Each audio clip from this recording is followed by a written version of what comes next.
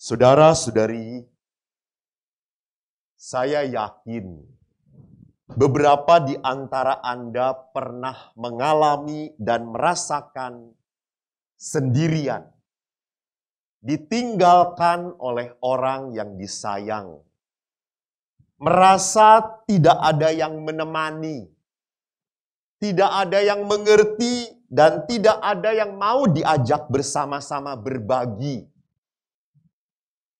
Mau di level apapun, kesepian dan kesendirian bisa terjadi. Bahkan di dalam keluarga pun bisa terjadi seorang istri atau seorang suami merasa sendirian. Tidak pernah digubris, tidak pernah diperhatikan, apalagi didengarkan oleh pasangannya. Menyakitkan. Kami pun kaum biarawan kadang-kadang merasa sendirian. Kalau tidak rukun, tidak merasa bisa klop, cocok, akur dengan teman serumah. Kadang-kadang merasa bahwa pelayanan ini kok hanya menjadi sebuah pekerjaan ya. Kok hanya menjadi sebuah kewajiban. Bukan menjadi tindakan kasih. Karena apa? Karena sendirian. Seorang anak pun ada yang mengeluh seperti itu. Bahwa dia merasa berjuang sendirian, tidak didukung oleh orang tuanya, tidak diberi bimbingan oleh orang tuanya, tidak diberi petunjuk oleh orang tuanya. Dia merasa, kok saya harus sendirian begini. Bukan karena tidak mampu, bukan. Manusia itu bagaimanapun diciptakan sebagai manusia yang butuh sesamanya. Butuh yang lain. Kata Tuhan kan jelas sekali dalam kitab Perjanjian Lama. Tidak baik manusia itu seorang diri saja. Awang Gusti aja ngomong begitu kok. Tidak baik manusia itu seorang diri saja. Bukan berarti manusia tidak bisa sendirian. Bukan. Karena dalam batinnya ada kebutuhan untuk apa? Diperhatikan, dimengerti, dikasihi. Saya juga dulu ingat minder sekali waktu kecil. Saya sudah IQ-nya pas-pasan. Kalau bahasa sopannya itu bleguk, tolol, blow on. Bahasa sopannya. Sudah begitu saya tidak pernah raktir teman-teman. Mana mungkin raktir, uang jajan itu hanya diberi 1 semester sekali.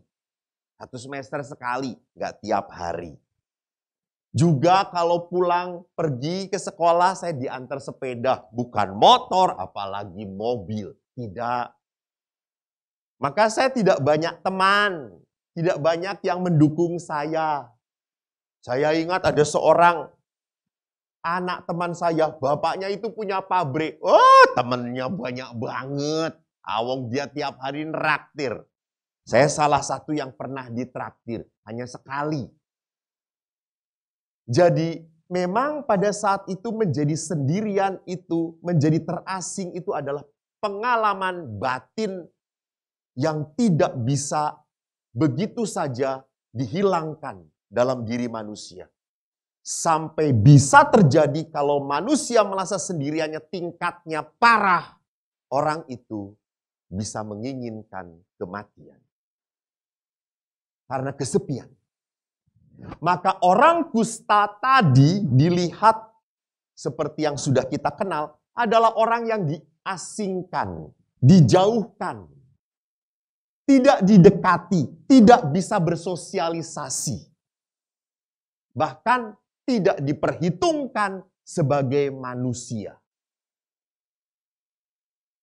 Namun apa yang dilakukan oleh Yesus percis terbalik. Di saat orang-orang menjauhi, dikatakan di sana dalam Injil, Yesus justru apa tadi? Mengulurkan tangan. Dia mendekati. Orang-orang menjauhi, dia mendekati. Orang-orang tidak mau menyentuh dia, Yesus menjamah orang itu, menyentuh orang itu. Yesus tidak takut ketularan. Yesus tidak takut disebut najis. Yesus tidak takut diomongin orang. Jadi saudaraku lihat bahwa tindakan kasih, the act of love, adalah tindakan yang berani keluar dari dirinya sendiri. Tindakan kasih itu adalah tindakan yang mau keluar dari apa? Dari kenyamanan dan ketenangan. Istilah saya, tindakan kasih adalah tindakan yang harus membuat orang berani keluar dari zona nyaman. Memasuki, kalau orang keluar dari zona nyaman, itu berarti orang masuk the uncomfortable zone. Zona yang apa? Yang merepotkan, yang membingungkan, serba tidak pasti, serba tidak bisa diduga. Namun, di dalam perikop tadi dikatakan, pada saat orang banyak begitu mencari Yesus untuk disembuhkan, justru apa yang dilakukan oleh Yesus? Yesus menarik diri dan berdoa. Menarik rupanya. Dalam tindakan kasih, itu harus ada sebuah apa? Balance, keseimbangan. Maka keseimbangan ini di dalam hidup rohani selalu dikatakan sebagai apa? Contemplatio in action.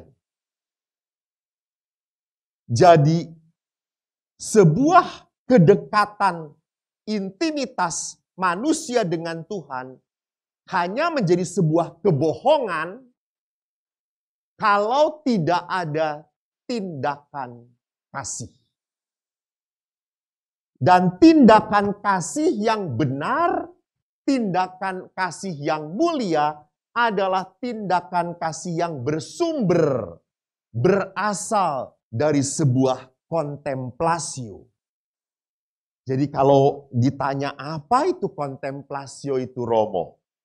Kontemplasio itu adalah saat-saat kita merasakan intim dengan Tuhan.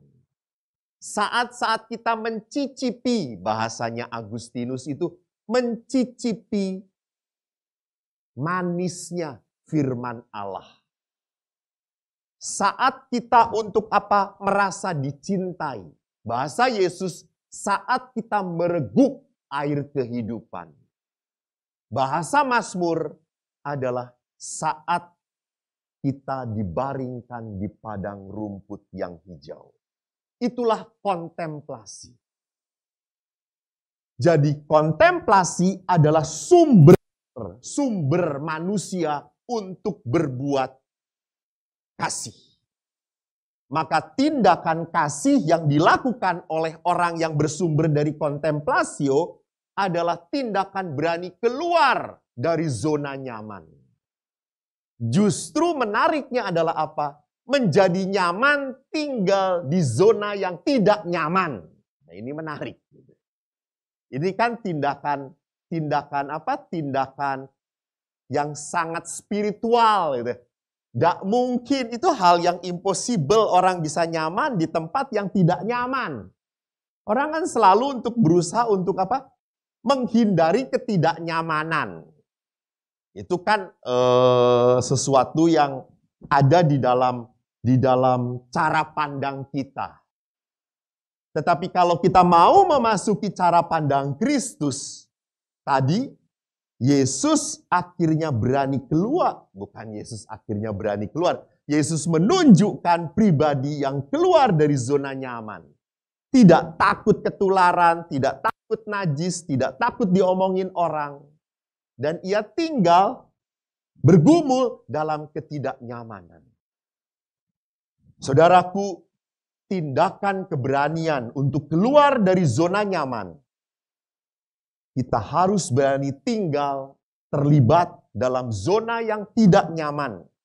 Namun membawa keselamatan dan kebaikan bagi sesama. Nah, ini yang lebih penting. Jadi pada saat kita tinggal di zona tidak nyaman, bukan hanya berarti saya hanya menderita doang. Bukan. Ini kan jangan membuat penderitaan menjadi konyol gitu ya. Jadi jangan sampai, ya karena saya ini pengikut Kristus, maka saya ini harus belajar menderita. Lalu makan dibuat tidak enak. Minum dicampuri garam. Nah, itu wong gendeng itu namanya gitu ya. Itu orang yang mencari-cari salib gitu ya. Orang tidak perlu berbuat seperti itu pun, namun pada saat ia berani membawa keselamatan dan kebaikan pada orang lain, disitulah tindakan tidak nyaman yang menyelamatkan. Maka Bapak Ibu yang terkasih, saudara-saudariku, marilah kita belajar sedikit demi sedikit untuk melepaskan diri kita. Karena itulah kehidupan. Betapa menyedihkan pada saat saya bertemu dengan seorang bapak, usianya sudah 80 tahun. Sejak muda ia pekerja keras sekali. Ia mencintai keluarganya. Ia aktif di gereja. Ia begitu bersosialisasi. Dan sampai akhirnya di usia 80 ia harus menghadapi kanker dan tidak bisa apa-apa. Sampai mohon maaf, dia berkata hal yang pribadi pun dia tidak bisa lakukan. Dia mengatakan, Romo saya ke belakang harus dibantu. Saya mandi tidak bisa, saya harus dimandiin. Saya makan pun harus disuapi. Untuk apa saya hidup? Saya hanya menjadi beban. Padahal orang-orang yang mencintai dia hadir sungguh melayani karena dia mengasihi Bapak ini. Tapi Bapak ini tidak terima.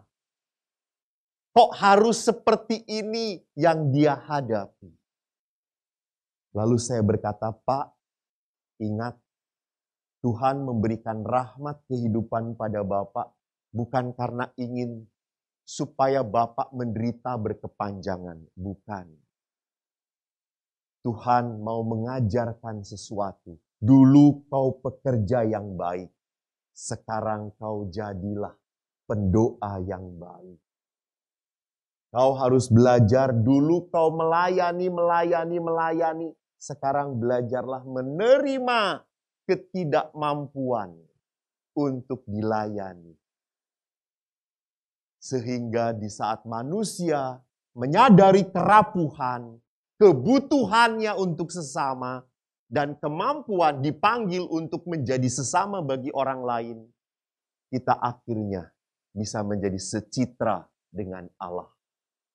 Bapa yang selalu memandang penuh kasih dan berbelas kasih. Hati Bapa selalu tergerak oleh belas kasihan. Itulah maksud penderitaan, maksud ketidaknyamanan dalam hidup kita. Supaya kita menjadi pribadi yang mudah tergerak oleh belas kasihan.